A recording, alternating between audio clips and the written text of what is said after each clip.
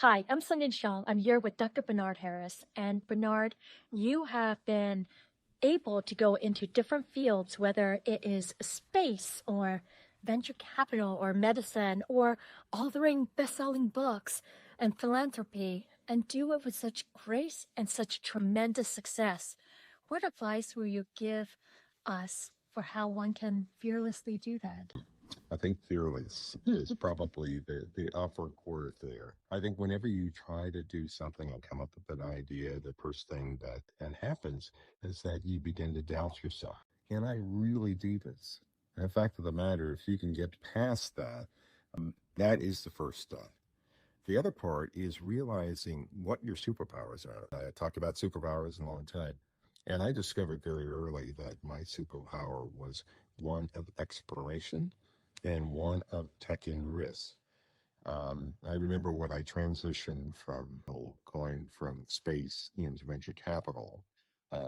Venture magazine came and they said, "How do you make that transition from being in space to actually going into venture capital?" So if you look at the foundation of that, it really is about risk. And I'm not a risk taker. I don't consider myself a risk taker. Maybe said in a state differently. I am a calculated risk taker.